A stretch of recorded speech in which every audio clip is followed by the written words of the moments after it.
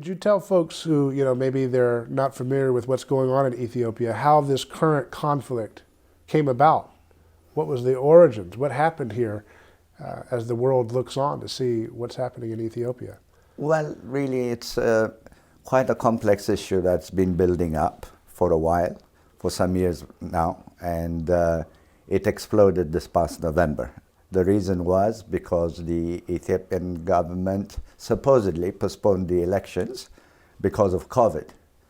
And the party that was a minority within a coalition felt that this was unnecessary and that the current government was trying to prolong its stay in power. So they refused to acknowledge and held their own elections. And this created a real issue for the central government. And then a very treacherous act was committed by the military part of the minority party, and they attacked the Ethiopian forces. And that was the red line for the Ethiopian government. So unfortunately, what was or is a law enforcement operation to capture the leaders who had made that decision has spiraled a bit, and it's also prolonged. So I'm sure it's causing a lot of humanitarian crisis.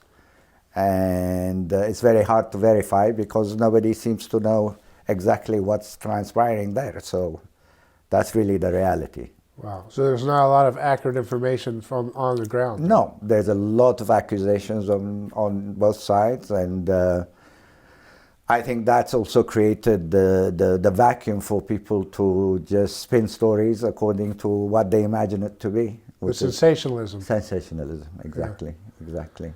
So who can people turn to get accurate information? Is there anybody who is a reliable source here? Well, on some level, the government does give military briefings and, its own account of events.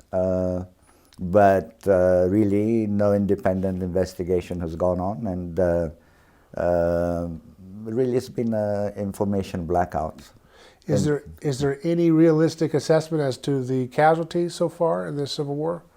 Not really. The only thing that would be reliable would be refugee flows, and that may even be exaggerated, but nobody seems to know the extent of casualties. So what do you think, in your estimation, the Western community, the global community should be doing? How should they be approaching the situation as it unfolds in Ethiopia? Well, I think clearly the Ethiopian government feels that they are in a process of creating law and order. And I think the international community has to respect that aspect.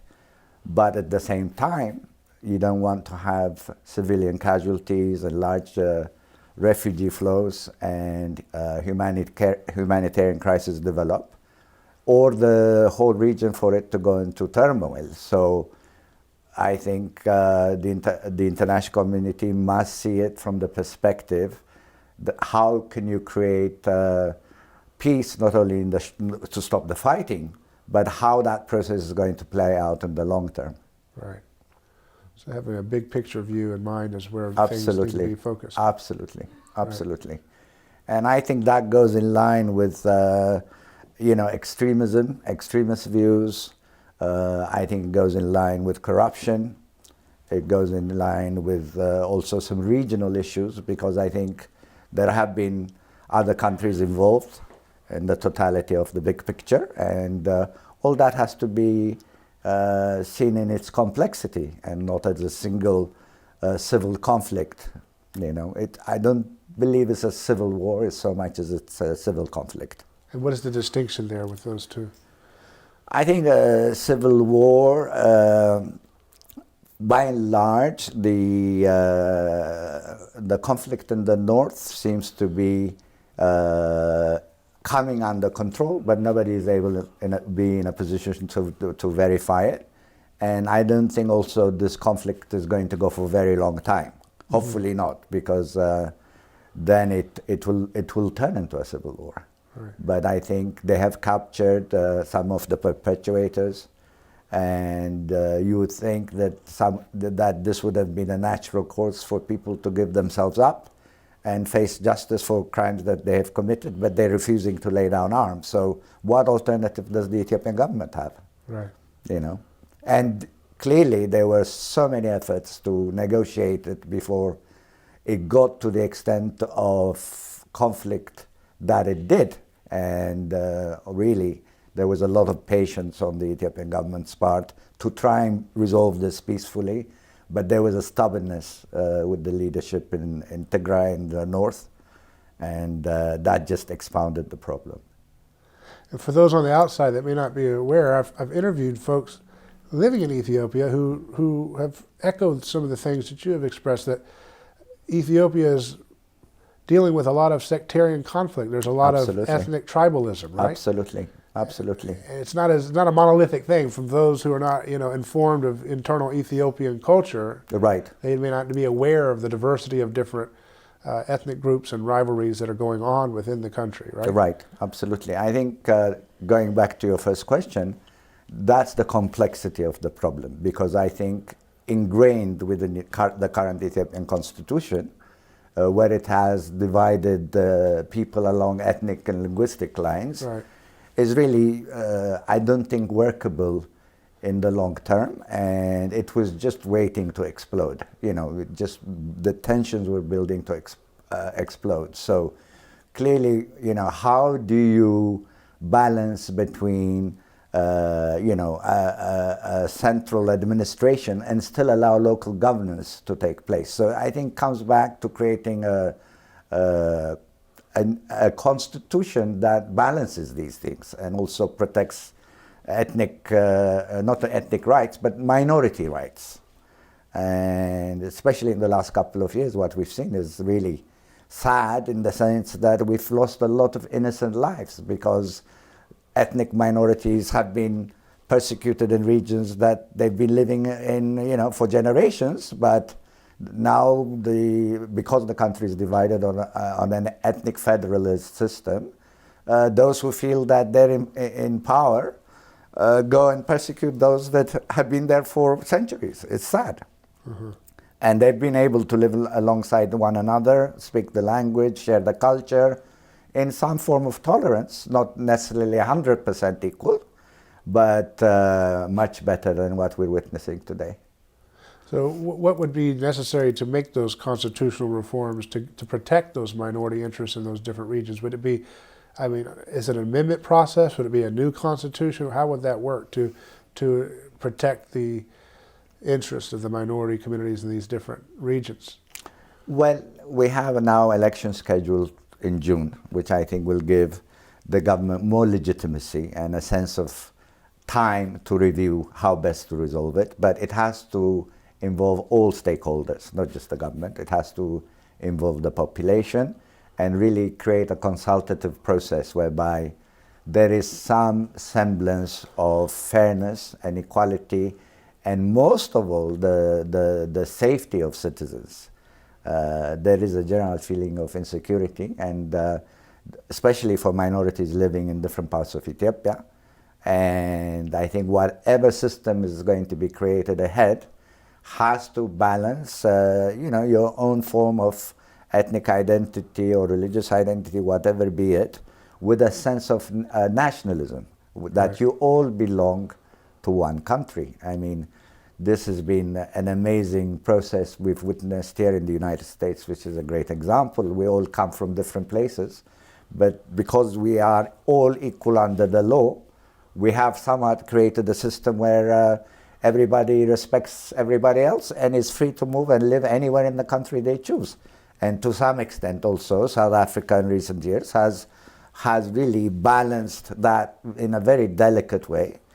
And there are shining examples where, these challenges are not new just or unique to Ethiopia. We've seen, India, for instance, or you can even go to Switzerland. But they've been able to create administrative balances whereby they address or try to balance these needs, these separate needs. Mm-hmm. Now, you Your grandfather, Emperor Haile Selassie, a title of his was the Lion of Judah. Yes. What does that mean? What does that title come from, the story of that? The story of that basically is a quotation from Revelation that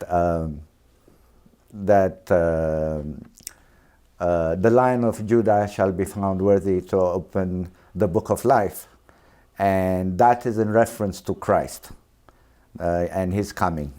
So traditionally, Ethiopia having been a Christian state, the emperors took on that name to say they are servants of Christ and they are servants of God.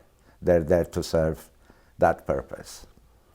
And so, and from what I understand, he was the last Christian emperor, wasn't he? He was. And what is the origins of that story, of his family? Well, we believe that it was the Queen of Sheba who went to seek wisdom from Solomon, and they had a child called Menelik who created the Solomonic dynasty, and subsequent emperors came from that line. So in some sense that would be the oldest dynasty, right? Definitely, I think alongside with the Japanese, they say it's one of the oldest So ones. the oldest dynasty and then the last Christian emperor, there's a huge epoch of history there that's covered there. There is. And sadly, what's of really concerned with the conflict, I mean, I'm not trying to get away from the subject matter, is that we're losing some of our most unique Christian heritages because of conflict. I mean, they've been stolen before, but this time to witness their destruction is really a sad thing to see. And is it out of anti-Christian hatred that these things are being destroyed? Well, anytime there's conflict, there's bound to be some sort of, casualty. Right. But that's going to that story. That's a story that bound the nation together for a long time. The story of your family and the traditions that you trace back in history. Right. And that, there's that saying that we say in politics that politics is downstream from culture. And culture and religion, the ancient world were tied together they were almost synonyms. Yes. There wasn't a distinction between the two. Yes. That's a modern invention where we tried to parse those things out, but culture, religion, state, we're all kind of united together. And of course we have a different context today. But there's a wisdom in looking back to history to see how to navigate times with a united cultural story that can bind people together and say, we believe this is who we are, this is our identity, and we may have differences, right, but we'll come together on these symbols and we'll come together on these values, right? Right. I think, Ethiopia is very unique in the sense that it's Jewish heritage, it's Christian heritage, and also it's Islamic heritage. And people have lived with these values over many centuries. There have been conflicts, but not to the extent where it was done under a form of constitution. So that in recent times, what that has created is a political elite that views itself me against you. And this is not simply unique in Ethiopia, we're witnessing it all over the world. And that's not a way to build unity going forward. Right. But who takes advantage are the politicians, unfortunately, but the casualties are the ordinary people. Right. Yeah, that's so much what you hear when politicians are elected, and no matter where it is, that they'll say, we want unity, but then when you read the fine print, unity just means submission to whatever they want, Right. It's an odd thing. Right. It's an odd thing. And then also enemies are manufactured. Right. People have basic, wishes, basic needs, basic values, and certainly peace is the most important of that. And, when you toy with that kind of a game, there's no end to it. Right. What was your earliest memory you have living in Ethiopia? Do you have one that comes to mind? Yeah, absolutely. I remember, attending parades, and I loved uniforms. I loved watching, military parades and so forth. I loved the beauty of the country because we got to travel to different parts, and just, having ordinary friends and, people of value, people who, give you advice or pass on stories, and the ability also to grow up where you have a community, a sense of community and a sense of belonging, I think, and a stability. Right. Those are the earliest memories I have. Right. What were some of the things that the natural landmarks that do you remember seeing as a kid that really struck home for you? There's different regions you said that you visited. Right. Different places. I love, for instance, Eritrea. I mean, we grew up going to Eritrea every year. Yeah. And yet now Eritrea is a separate country. Right. But for me growing up, I have wonderful memories of Asmara and Mitsowa by the Red Sea, and driving through those very windy roads. Right. It's memories you cherish. Right. And even the architecture was so different from Addis.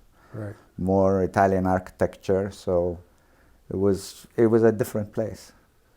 How old were you when things started to turn in a dark direction? I was 14. 14. I was 14, yeah. So you were pretty aware of what's going on, and were you shielded from it, or were you? Not really. In fact, I was in boarding school in England, and I used to see every day headlines appearing in newspapers. So I used to go and hide in the library and go through all those papers, and it was so frustrating to witness that, and having just left just months before, to see what direction it quickly had started taking was, I think, a very traumatic time for me. Yeah. So it's very stressful to come home, you're reading newspapers while you're trying to go to class, right? Very difficult. Very difficult. And then you feel also that everybody in the school knows about it, and that, you don't want anybody to know or talk about it openly, so you tend to keep things a lot to yourself. Suppress it, huh? Yeah. Yeah. Yeah. Kind of a stoic thing takes on, right? Yes. Yeah. Yes. What were you studying at the time? I was just high school. High school. I was in high school, yeah. Yeah. So what did you, when you saw things unfolding, you saw the revolution take place, what was that like for you, going back to those moments? It was difficult because I would have, some of my teachers try to explain to me, because it was very hard for me to process it all. And also I had wonderful mother and family around who were at that time in England, who helped me process it as much as possible, because I think they themselves were under their own traumas. So sometimes it was kept quiet, or the subject was never brought up. And at times, it would be a period of mourning, and as a child you're distracted by other things, and you don't really at that point understand all the implications or the ramifications. I never thought I'd end up being a refugee all my life. Right. But that was the reality that process that started. Right. Yeah. So you'd grown up in something that seems so different from the modern world, where I think in our past discussion you had mentioned living amongst the animals of the palace, right? Right. And now you're thrust into a very gritty, dark, modern. So it seems like almost like a storybook, childlike, to have animals and beauty and natural wonders and idyllic childhood, and then to see it all fall apart, and to see this symbol of your country and your family. For you, it's not a symbol. For you, it's your family.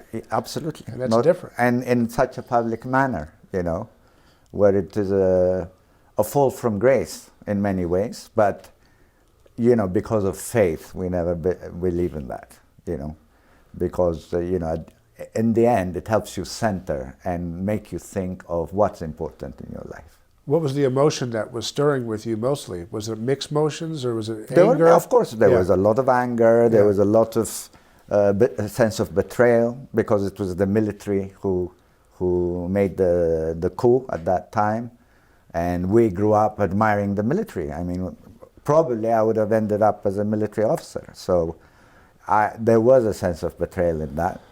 There was a sense of betrayal in also how opportunistic society quickly became, and quickly forgets its past so quickly. and tries to experiment with something so foreign that it all just felt strange, you know. Right. I mean, Ethiopia, a country of faith, all of a sudden turned into a sort of monolithic political system where everybody's dressing the same and holding these rallies and, you know, all speaking in the same sort of doctrine and calling each other comrade, was completely out of our cultural context. Yeah, it didn't feel real, did it? It just felt foreign. Felt fake. It felt foreign. It felt fake.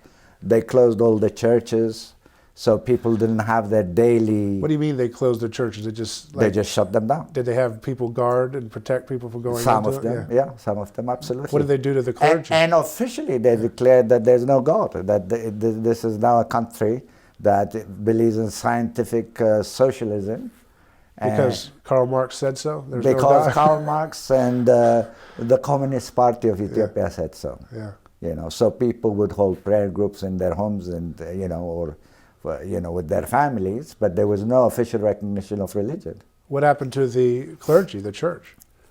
The church was persecuted, mostly persecuted, and then filled with cadres of the communist cadres to which to this day I think is still a problem. And what is the cadres? What did they do? They spy. They pretend like they're going to church, but they're just keeping an eye on the population. on the sermons, or what they're talking about at the lunch afterwards. No, I have no idea. I don't know. Yeah. Wow, that's amazing. To think about how quickly things can turn. You know, that you've had this society for so long, and these values for so long, and then overnight. How long was that contagion of comrade contagion, the communist? 17 years in total. 17 years before the revolution? No, 17 years once the coup took place. Well, how long were those ideas percolating before the coup took place? Well, I think there was some form of student movement and so forth that started in the early 60s, including also the Eritrean secessionist movement. So basically you could say the first years of my life, I think 14 years that I lived in Ethiopia, those ideas were certainly percolating. What did you think of them at the time? Oh, that's a novel idea, or that could be a problem? I do remember student riots. I do remember, you know, our cars being stopped, you know, in Eritrea, you know, heavily guarded. As time went on, the more security took place, but I always thought it's something that would be containable. And to see something just be completely, you know, to explode to the extent it did, I don't think any Ethiopian expected it. Right. Yeah. Was there evidence of foreign involvement, financing, right? Definitely, Yeah. definitely there was. And, you know, the saddest part is also that it was our brightest generation of students who had gone to school all over the world and who really had a lot of hope for betterment of Ethiopia. And they were caught without really understanding the context of which they were fighting about. Right. But sadly, we lost all the, you know, educated populations when the Italians took over in '36. It's the intellectuals who get targeted. And the same thing happened in the revolution. So, you know, it's sad that you have, you know, 2 generations or 3 generations just wiped out in a century. Mm-hmm. They targeted all the intellectuals, the artists. Mostly absolute influencers, but Yeah. mostly young, energetic, you know, scholars, teachers, academics, you know. Did they give them a chance to convert to the party, or they just didn't even? I'm sure in some cases, definitely it's the case. Yeah. But they were also very brutal and open in how they got rid of the enemy, because it was ideologically allowed. And they would kill you, throw you on the street, and charge you a fee for the bullet that they decided to kill you with. Wow. That's how brutal it was. Wow. And it's a story that's not often told, and it should be. Because, you know, you don't, if you don't know about it, you know, you will not understand the brutality of communism.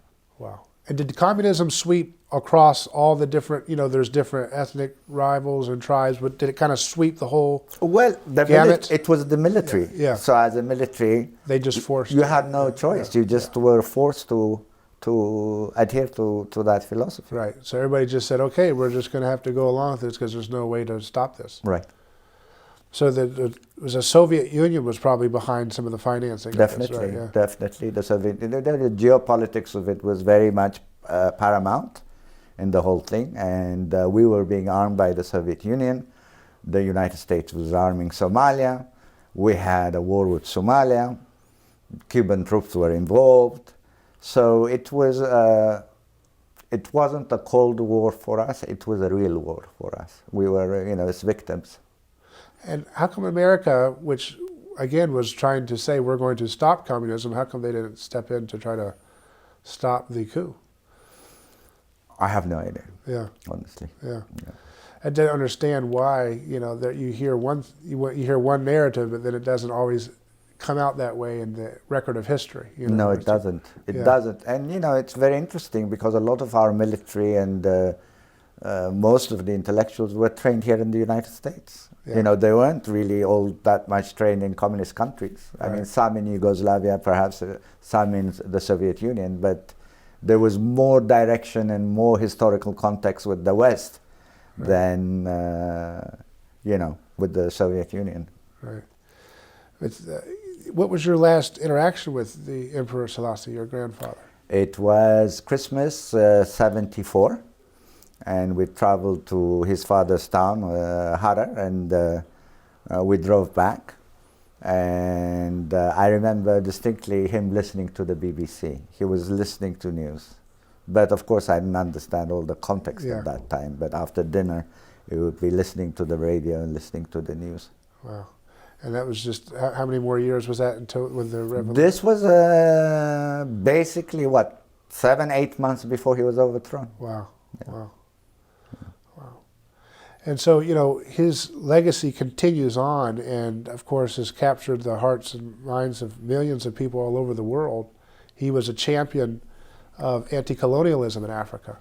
That's and true. yet, I think his story needs to be told more to new generations because while millions know about it, there's millions and millions of newer, younger individuals who are coming of age now in a context in which they're told that if you want to be pro-African or pro concerns for the oppressed, that you have to stand in solidarity with what amounts to microwaved Marxism in our context. Sadly.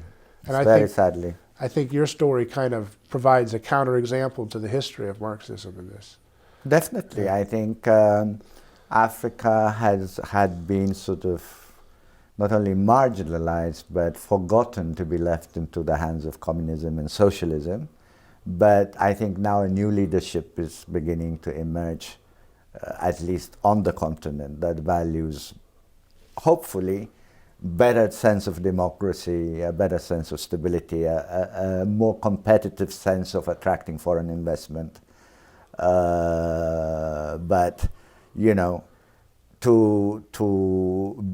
I think there has to be a realistic outlook, not only in the context of Africans living on the continent, but also in the diaspora, what it means really to know about what it is nations seek. I think one of our biggest challenges is fighting corruption. It's become, I think it's a challenge everywhere else in the world, but in Africa, case is still very much part of the problem is of bad governance and corruption. Uh-huh. Yeah. So it's gone beyond ideology now. It's how do you manage, an equitable system where you also don't create extreme wealth on the one hand and poverty on the other. How do you create a middle class, basically? Mm-hmm. I mean, that's what, in the last, 27 years, the people who are now out of power did some, infrastructure projects, they tried to build, but the level of corruption and the level of how you help, nepotism was really bad. It was really bad. And that's, I think, the challenge for any future government, not only in Ethiopia, but in Africa. Right.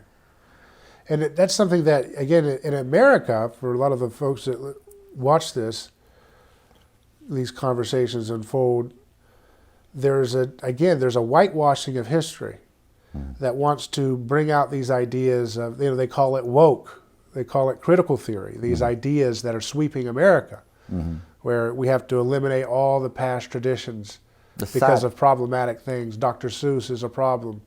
Right. Even though, you can look at that and say, yes, there's problems in some of those depictions, but you can't judge the past by the values of the present. Right. Right. Right. Right. And how do you move forward to the future? Right. So I mean, some of the past you can't change. Just because you simply change textbooks, it doesn't mean that that reality is what existed. You're always going to have repercussions about it. So how do you move on? That's the challenge. If you play victim all the time, you will remain one. Right. And it's interesting that here we are again in our context in America, where people who want to speak for the concerns of African Americans are saying we have to offer socialism again. We're going to call it democratic socialism. So, but at the end of the day, it's basically the same values, that you can redistribute wealth by force, that you can eliminate history, that you can create equity, which is not just equality, but punishing some to put weights on some to balance out past imbalances. Right. Kind of revenge. It is kind of revenge. It actually is revenge, to be honest. I mean, whatever way you describe it, it's like, now it's our turn, and I have to victimize you. Yeah.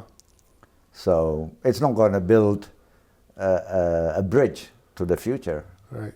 It'll be just acts of reclamations that, that doesn't overall develop the whole. Including some of the leaders, the founders of the Black Lives Matter organization, they call themselves, they believe in the, African folk religions. They reject Christianity and the Abrahamic faiths because they consider them oppressive. And they call for, Marxist overthrow revolution. Yeah, sad. It's sad because they're also influencing the younger generations or future generations to come. They really have to realize to what extent that has hurt the continent, and that it's no longer a matter of intellectually contextualizing these things, but looking at the hard reality and fighting poverty, which remains such a challenge. And we have such opportunities today, whereby there's so many ways to solve basic needs. Basic needs of health, basic needs of education, basic needs of food security. That those are the important things, not finding victims or finding people to hate. Right.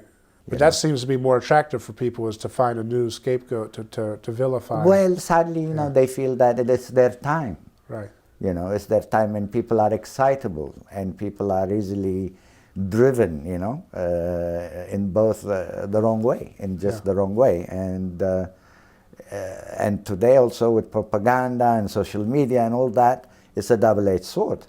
Because you can spew hate, or you can create that as a tool to create understanding. It's a choice, I think.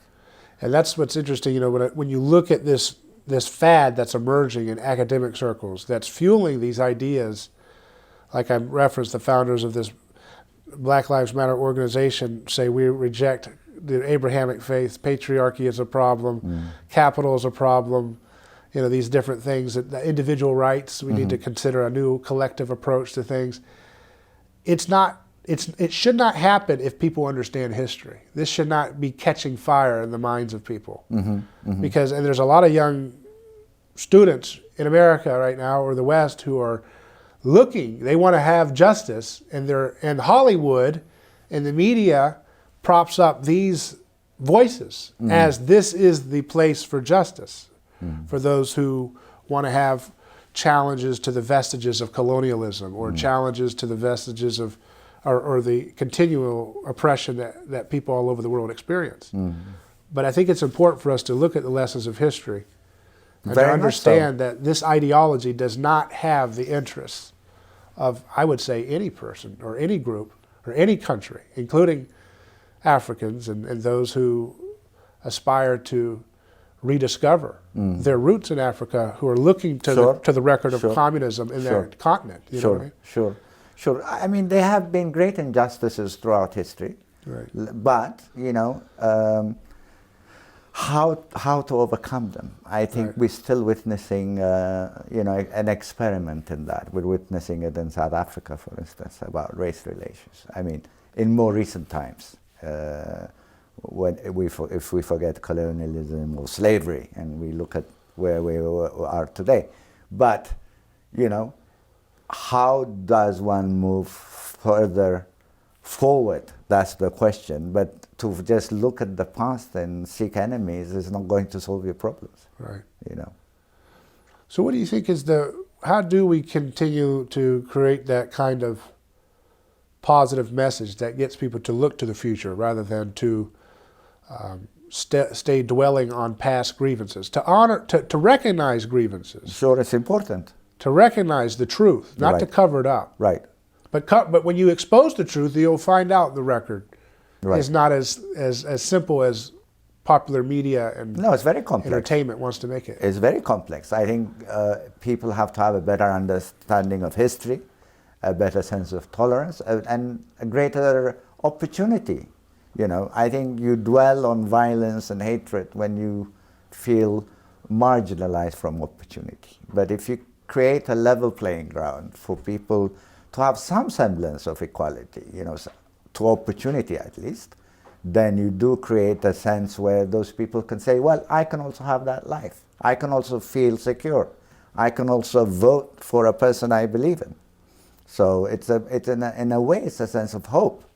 And also an anchor in faith. I think increasingly we've turned away from God and we're worshiping money. We've transferred the basis of what faith is. And I think that's going to lead to a lot of challenges. And what does the rest of the world do is follow America and Hollywood.